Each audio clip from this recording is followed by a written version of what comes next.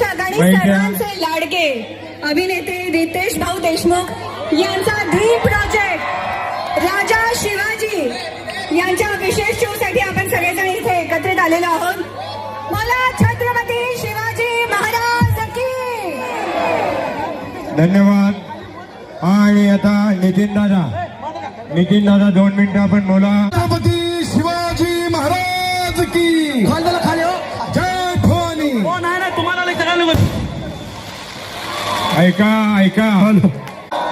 छत्रपती शिवाजी महाराजांचं पूर्ण चरित्र रितेशजी देशमुख. बोला छत्रपती शिवाजी महाराज की. बोला धर्मरक्षक छत्रपती संभाजी महाराज की.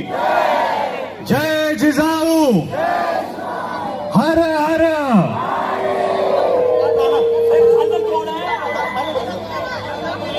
सांगलीच्या गणरायाला नमन करतो आणि सांगलीकर एवढं प्रेम तुम्ही दाखवलंय त्याबद्दल मी तुमचा अत्यंत आभारी आहे. नितीन भाऊ यांनी एवढं प्रेम दाखवलं, आपली ही भेट घालून दिली त्याबद्दल नितीन भाऊ एक तुमचा मी अत्यंत आभारी आहे. आपण सर्वच शिवभक्त शिवप्रेमी आहोत. आज महाराजांच्या पुतळ्यासमोर वंदन करून मी तुमच्या समोर आज इथे उभा आहे.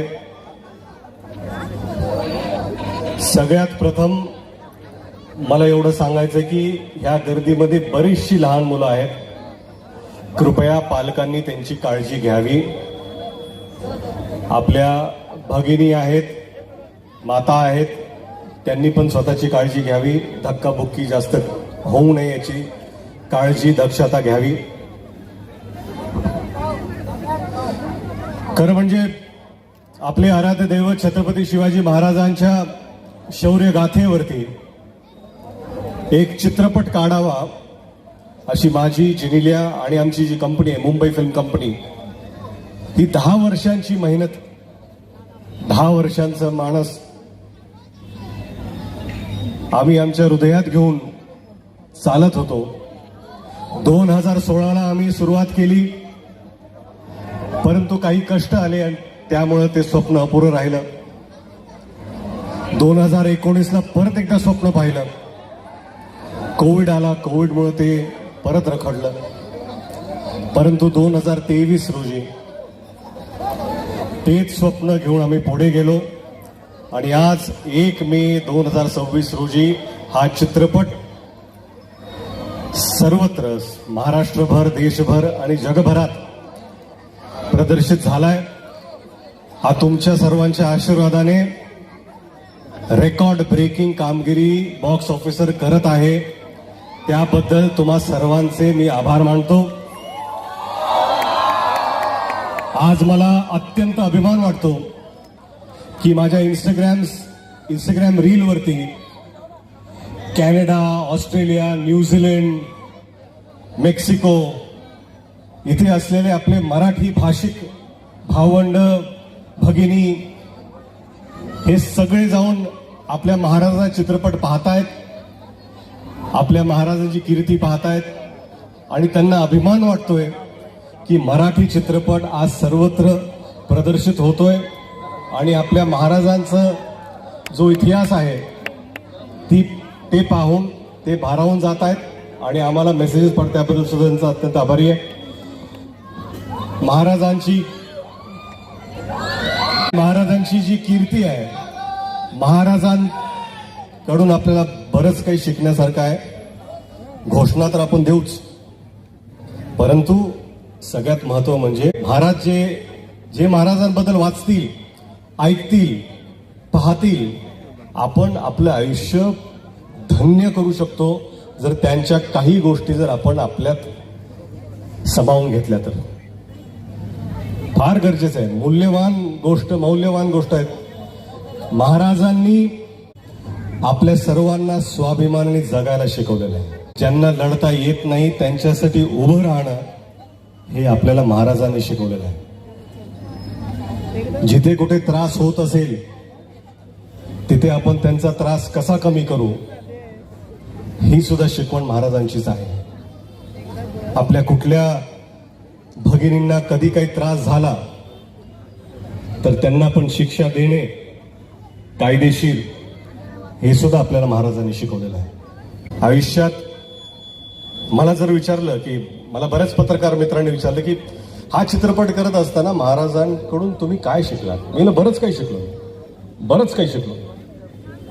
परंतु आपलं आयुष्य हे महाराजांसमोर फार छोटं आहे. आपण फार कमी आहोत, आपली लायकीच नाही.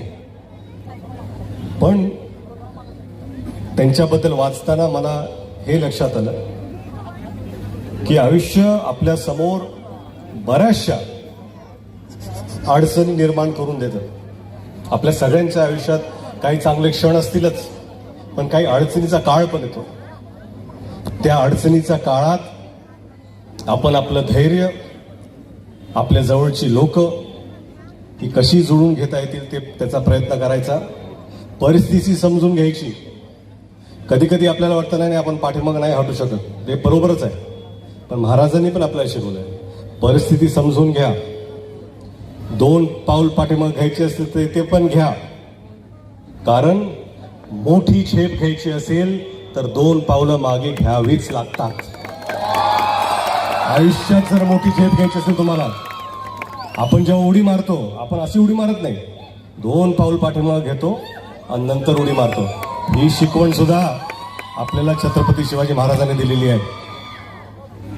परत एकदा आपण सर्व इथे आलेला आहात. तुमच्या चेहऱ्यावरचा आनंद पाहून मला खरंच माझं मन खूप प्रसन्न झालेलं आहे. मला खूप सांगलीकरांचं प्रेम म्हणजे खरं सांगू का, मला असं वाटतंय की मी लातूरलाच गेलो परत. एखाद्या व्यक्तीला घरी आल्यानंतर जे प्रेम मिळतं ते प्रेम तुम्ही मला देत आहात, त्याबद्दल मी अत्यंत आभारी आहे. इथे बरेच लोक आहेत ज्यांना फोटो काढायचे आहेत, सेल्फी काढायचा आहे. छान छान चित्रकला तुमची खरंच फार सुंदर आहे. एक स्केच पण होता तिकडे पलीकडे, ते पण छान आहे. इथे पण अजून एक स्केच होता. त्या सर्वांचा मी खरंच अत्यंत आभारी आहे. इथं साहेबांचा एक फोटो आहे, बऱ्याचशा गोष्टी आहेत. थँक्यू, तुमचं सगळ्यांचा मी आभारी आहे.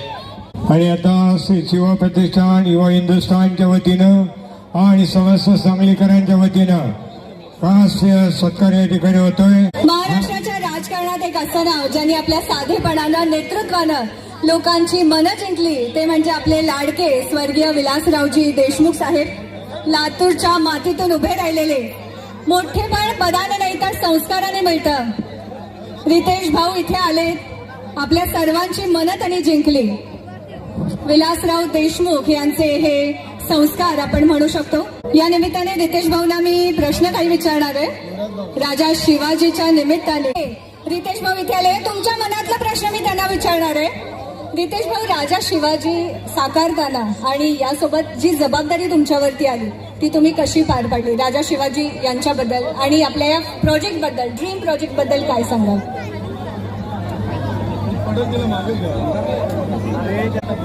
छत्रपती शिवाजी महाराजांच्या जीवनावरती काही जरी करायचं म्हटलं तरी प्रथम जबाबदारी असतेच. परंतु जेव्हा आपण एखादी गोष्ट मांडतो चित्रपटामध्ये, तर सगळ्यात पहिली काळजी इतिहासाची घ्यावी लागते. इतिहासात काय काय गोष्टी घडलेल्या आहेत आणि त्याची मांडणी आपण कशी करतोय हे सगळ्यात महत्त्वाचं आहे. कारण आपल्या सगळ्यांच्या भावना ह्या महाराजांशी जुळलेल्या आहेत. आपले श्रद्धेय स्थान आहे ते, आपले देव आहेत ते. अशी दैवी भावना आपली असताना कुठेही त्या भावनाला तडा लागू नये याची दक्षता सगळ्यात जास्त घ्यावी लागते. आणि अख्खा बॉलिवूड तुम्ही मराठी इंडस्ट्रीमध्ये आणलं सर. आपले लाडके अभिनेते रितेश भाऊ देशमुख आणि जेनेलिया वहिनी इथे आलेले आहेत. भाऊ, अख्ख्या बॉलिवूडला तुम्ही इथे आणलं, त्यांच्याबद्दल काय सांगाल?